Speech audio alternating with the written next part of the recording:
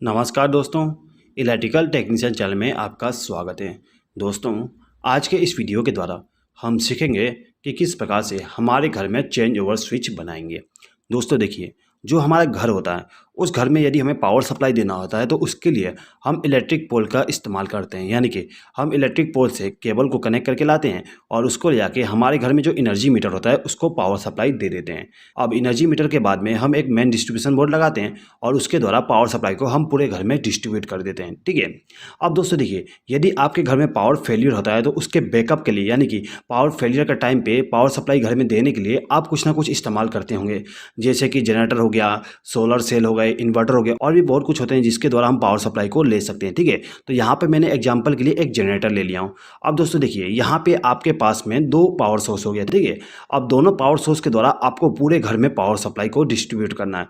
तो यहाँ पे हमें एक चेंज ओवर स्विच की जरूरत पड़ती है। तो यहाँ पे जो चेंज ओवर स्विच होता है उसको किस प्रकार से बनाएंगे और किस प्रकार से कनेक्शन करेंगे, उसी के बारे में आज हम इस वीडियो के द्वारा सीखेंगे। तो दोस्तों, इस वीडियो को आप लास्ट तक देखिएगा और यदि आपको ये वीडियो पसंद आए तो प्लीज़ इस वीडियो पर लाइक, शेयर और कमेंट जरूर कर दीजिएगा। और यदि आपने अभी तक हमारे चैनल को सब्सक्राइब नहीं किया तो सब्सक्राइब भी कर लीजिएगा। ठीक है दोस्तों, चलिए आगे बढ़ते हैं। तो देखिए दोस्तों, यदि हमारे घर में दो अलग अलग पावर सोर्स हैं तो उसके लिए यदि हमें चेंज ओवर स्विच बनाना है तो हमें यहाँ पे दो कॉन्टेक्टर का इस्तेमाल करना पड़ेगा। ये जो हमारा पहला कॉन्टेक्टर है उसको हम जनरेटर के लिए इस्तेमाल करेंगे। ठीक है। और दूसरा कॉन्टेक्टर को हम इलेक्ट्रिक पोल के लिए इस्तेमाल करेंगे, यानी कि इलेक्ट्रिक पोल से जो मेन पावर सप्लाई आती है उसके लिए इस्तेमाल करेंगे। अब यहाँ पे हम सबसे पहले तो पावर वायरिंग कर देते हैं। तो देखिए दोस्तों, ये जो हमारा कॉन्टेक्टर है इसको पावर सप्लाई देने के लिए सबसे पहले तो हमारा जो इलेक्ट्रिक पोल होता है वहाँ से वायर को कनेक्ट करके लाएंगे। यहाँ से हमने फेस सप्लाई को ले लिया और इसको ले आके कॉन्टेक्टर के एक टर्मिनल पे कनेक्ट कर देंगे। यहाँ पे जो पावर टर्मिनल होता है उसमें आपको कनेक्ट करना होता है। ठीक है। अब दोस्तों देखिए, ये जो हमारा इलेक्ट्रिक पोल है, इलेक्ट्रिक पोल में जो न्यूट्रल सप्लाई होती है वहाँ से एक वायर को कनेक्ट करके लाएंगे और इसको ले जाके हमारा जो कॉन्टेक्टर है उसके दूसरे वाले टर्मिनल पे कनेक्ट कर देंगे। ठीक है। यहाँ पे हमने फेस सप्लाई और न्यूट्रल सप्लाई को कनेक्ट कर दिए। अब दोस्तों देखिए, ये जो हमारा कॉन्टेक्टर है इसके आउटगोइंग टर्मिनल, यानी कि ये T1 और T2 टर्मिनल जो है, यहाँ से हम फेस सप्लाई और न्यूट्रल सप्लाई को कनेक्ट करके हमारे घर में कनेक्ट कर देंगे। ठीक है। तो यहाँ से मैंने फेस सप्लाई को कनेक्ट किया और इसको ले आकर घर में कनेक्ट कर दिया हूँ। अब ये जो हमारा दूसरा टर्मिनल है, इस टर्मिनल से हम न्यूट्रल सप्लाई को कनेक्ट करेंगे और इसको ले आके हमारे घर में कनेक्ट कर देंगे। ठीक है दोस्तों। तो यहाँ पे हमारा जो कॉन्टेक्टर होता है, यदि ये कॉन्टेक्टर चालू है तो हमारे घर में पावर सप्लाई जाएगी, यदि ये कॉन्टेक्टर चालू नहीं है तो हमारे घर में पावर सप्लाई नहीं जाएगा। ठीक है दोस्तों। अब यहाँ पे जो हमने पावर वायरिंग किए थे same to same power wiring हम जनरेटर के लिए भी करेंगे। ये जो जनरेटर है वो सिंगल फेज का है। अब हम क्या करेंगे, ये जो हमारा जनरेटर का आउटगोइंग पावर सप्लाई है वहाँ से एक वायर को कनेक्ट करके लाएंगे और इसको क्या करेंगे, कॉन्टेक्टर का जो टर्मिनल है उसमें कनेक्ट कर देंगे। ठीक है। यहाँ पर हमने इसको कनेक्ट कर दिया। अब इसी जनरेटर का जो न्यूट्रल सप्लाई होती है वहाँ से एक वायर को कनेक्ट करके लाएंगे और इसको ले जाके हमारा जो कॉन्टेक्टर है उसके पहले टर्मिनल पे कनेक्ट कर देंगे। तो ये जो हमारा कॉन्टेक्टर था इसको इनकमिंग टर्मिनल पे हमने फेस सप्लाई और न्यूट्रल सप्लाई कनेक्ट कर दिए। अब इस कॉन्टेक्टर का जो आउटगोइंग टर्मिनल होती है, यानी कि T1 और T2, इन दो टर्मिनल पे हम फेस सप्लाई और न्यूट्रल सप्लाई को कनेक्ट करके इस घर में पावर सप्लाई को लेके जाएंगे। तो मैंने क्या किया, ये जो T2 टर्मिनल है वहाँ से एक वायर को कनेक्ट करके इस मेन पावर सप्लाई के साथ कनेक्ट कर दिया, यानी कि इस कॉन्टेक्टर का जो आउटगोइंग टर्मिनल है उसको ले जाके इस कॉन्टेक्टर के आउटगोइंग टर्मिनल के साथ कनेक्ट कर दिया और यहाँ से पावर सप्लाई हमारे घर में चली गई है। सेम टू सेम हम न्यूट्रल सप्लाई को भी कर देंगे। यहाँ से एक वायर को कनेक्ट करके लाएंगे और इसको क्या करेंगे, इस कॉन्टेक्टर का जो न्यूट्रल सप्लाई है उसके साथ कनेक्ट कर देंगे। ठीक है। जिससे क्या होगा, इन दोनों का आउटगोइंग टर्मिनल आपस में शॉर्ट हो गया। अब यदि इन दोनों में से कोई भी कॉन्टेक्टर चालू होता है तो क्या होगा, पावर सप्लाई फ्लो होते हुए हमारे घर में चली जाएगी। अब दोस्तों देखिए, यहाँ पे हम कोई भी स्विच का इस्तेमाल नहीं करेंगे कॉन्टेक्टर को चालू करने के लिए। ठीक है। यहाँ पे ऑटोमेटिकली हमारा कॉन्टेक्टर चालू हो जाएगा यदि पावर सोर्स रहता है। दोस्तों, यहाँ पे हम दो अलग अलग पावर सोर्स का इस्तेमाल किए हैं। तो दोस्तों एक चीज़ हमेशा याद रखिएगा, यदि आपके घर में दो अलग अलग पावर सोर्स का इस्तेमाल किया गया है तो दोनों पावर सोर्स एक साथ चालू नहीं होना चाहिए। एक टाइम पे केवल एक पावर सोर्स ऑन होना चाहिए। तो दोस्तों इसके लिए हम क्या करेंगे, ये जो हमारा कॉन्टेक्टर है इसका जो NC कॉन्टैक्ट होता है उसको हम इस कॉन्टेक्टर का जो कोयल का सप्लाई होगा उसके सीरीज में कनेक्ट करेंगे। ठीक है। अब ये जो कॉन्टेक्टर है इसको ऑन करने के लिए कनेक्शन कर देते हैं। तो इसके लिए हम क्या करेंगे, ये जो पावर सोर्स है, यानी कि जनरेटर से जो पावर सप्लाई आ रही थी वहाँ से एक वायर को लूप करके हमारा जो NC कॉन्टैक्ट है जो मेन कॉन्टेक्टर का, उसके इनकमिंग टर्मिनल पे पावर सप्लाई दे देंगे। अब इस NC कॉन्टैक्ट के आउटगोइंग टर्मिनल से एक वायर को कनेक्ट करेंगे और इसको ले आके A1 टर्मिनल के साथ कनेक्ट कर देंगे। ठीक है। ये हमारा कॉन्टेक्टर का A1 टर्मिनल है। ठीक है दोस्तों। तो हमने इसके कोयल में फेस सप्लाई दे दी है। दोस्तों अब ये जो कॉन्टैक्टर है, इस कॉन्टैक्टर का जो एनसी कॉन्टैक्ट है उसको हम मेन कॉन्टैक्टर के पावर सप्लाई के सीरीज में कनेक्ट करेंगे। ठीक है दोस्तों, तो ये हमारा जनरेटर का एनसी कॉन्टैक्ट हो गया। अब दोस्तों देखिए, ये जो कॉन्टैक्टर है इसको चालू करने के लिए यहाँ पे हम कनेक्शन कर देते हैं।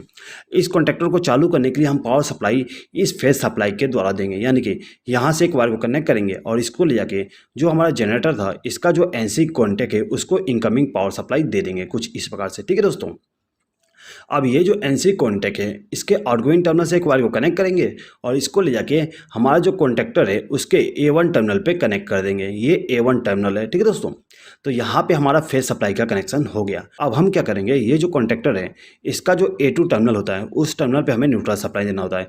तो इसके लिए हम क्या करेंगे, यहाँ से एक वायर को लूप करेंगे और इसको ले जाके A2 टर्मिनल पे कनेक्ट कर देंगे, यानी कि न्यूट्रल सप्लाई को हम डायरेक्टली इसको कनेक्ट कर दिए। सेम टू सेम हम मेन कॉन्टैक्टर में भी करेंगे। यहाँ से एक वायर को कनेक्ट करेंगे और इसको ले जाके हमारा जो A2 टर्मिनल है उसमें कनेक्ट कर देंगे। ठीक है दोस्तों, तो इससे क्या होगा, हमारा जो कॉन्टैक्टर है उसको फेज सप्लाई और न्यूट्रल सप्लाई मिल जाएगा।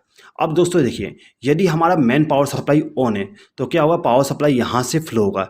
ये एनसी कॉन्टैक्ट है इसलिए क्या होगा, पावर सप्लाई आगे फ्लो होने देगा और फ्लो होते हुए इस कॉन्टैक्टर के कोयल में चली जाएगी, जिससे ये कॉन्टैक्टर ऑन हो जाएगा। अब ये कॉन्टैक्टर ऑन होती है दोस्तों, तो ये जो एनसी कॉन्टैक्ट है वो एनओ बन जाएगा।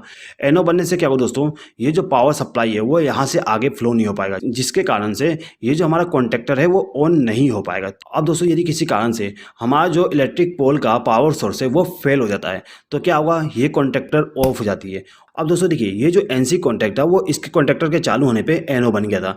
अब इस कॉन्टैक्टर के बंद होने पे दोबारा एनसी बन जाएगा। ठीक है, अब एनसी बनने पे क्या होगा, यदि इसमें पावर सप्लाई है यानी कि जनरेटर का पावर सप्लाई ऑन है तो क्या होगा, यहाँ से पावर सप्लाई फ्लो होते हुए सीधे ही इस कॉन्टैक्टर के कोयल में चली जाएगी, जिससे हमारा जो कॉन्टैक्टर है वो ऑन हो जाएगा। इसके ऑन होने पर क्या हुआ, इसका जो एनसी कॉन्टैक्ट है वो एनओ बन जाएगा। ठीक है दोस्तों, तो यहाँ पे हमारा जो कॉन्टैक्टर था इसके ऑन होने पे ये वाला कॉन्टैक्टर ऑन नहीं होगा। ठीक है दोस्तों, अब यहाँ पे एक प्रॉब्लम है। अब यदि आपका पावर सप्लाई आ जाती है यानी कि इलेक्ट्रिक पोल का पावर सप्लाई जो है वो आ जाती है तो हमारा यहाँ पे चेंज ओवर दोबारा नॉर्मल नहीं होगा जब तक कि हम इस जनरेटर को बंद ना करें। तो दोस्तों, यहाँ पे यदि हमें इस प्रकार का कनेक्शन करना है जिससे कि यदि हमारा इलेक्ट्रिक पोल का पावर सप्लाई आ जाती है तो ये वाला कॉन्टैक्टर ऑन हो जाए और ये वाला ऑफ हो जाए, तो इसके लिए हमें यहाँ पे एक ऑक्सिलरी कॉन्टैक्टर का इस्तेमाल करना पड़ेगा।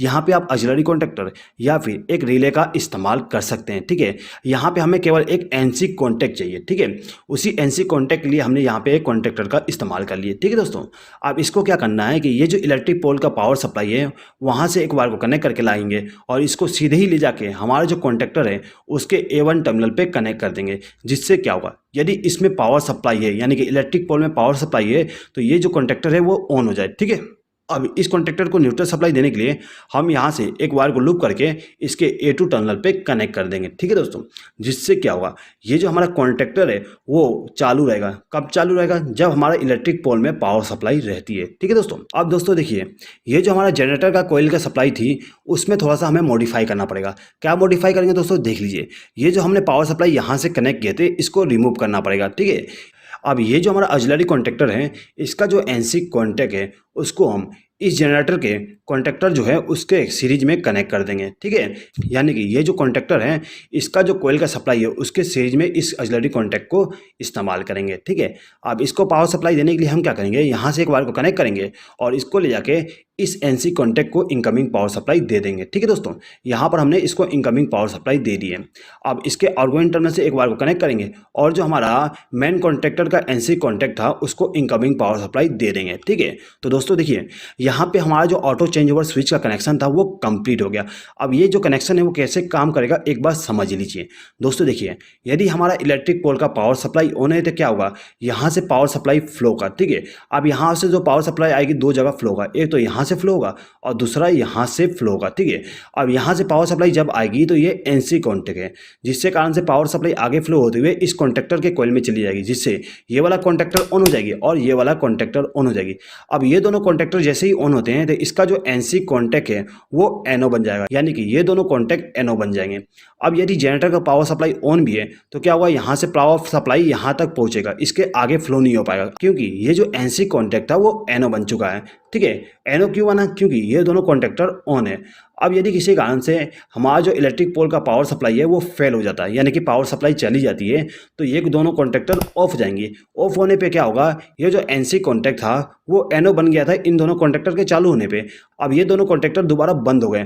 बंद होने पे क्या होगा, ये दोबारा NC बन जाएगा, और NC बनने पे क्या होगा, पावर सप्लाई आगे फ्लो होते हुए इस कॉन्टैक्टर के कॉइल में चली जाएगी, जिससे क्या होगा, ये जो हमारा कॉन्टैक्टर है वो ऑन हो जाएगी, और ऑन होने पे क्या होगा, पावर सप्लाई यहाँ से फ्लो होते हुए हमारे घर में चली जाती है। ठीक है दोस्तों, अब ये जो कॉन्टैक्टर था दोस्तों, इसके चालू होने पे ये जो NC कॉन्टैक्ट था वो NO बन गया। ठीक है, तो पावर सप्लाई दोबारा आने पे यहाँ से पावर सप्लाई फ्लो नहीं हो पाएगा, लेकिन यहाँ पर हमने एक ऑक्सिलरी कॉन्टैक्टर का इस्तेमाल किया, जिससे क्या होगा, ये जो हमारा कॉन्टैक्टर है वो डायरेक्ट ऑन हो जाएगी। इसके ऑन होने से क्या होगा, ये जो NC कॉन्टैक्ट था वो दोबारा NO बन जाएगा। इसके NO बनने पे ये जो हमारा कॉन्टैक्टर है इसके A1 टर्मिनल पे पावर सप्लाई नहीं जा पाएगा, जिससे ये जो कॉन्टैक्टर है वो दोबारा ऑफ हो जाएगा। इसके ऑफ होने पे ये वाला कॉन्टैक्टर ऑन हो जाएगी, और जो हमारा पावर सप्लाई है वो यहाँ से फ्लो होके हमारे घर में चल जाएगा, यानी कि यहाँ पे ऑटोमेटिकली चेंज ओवर हो जाएगी।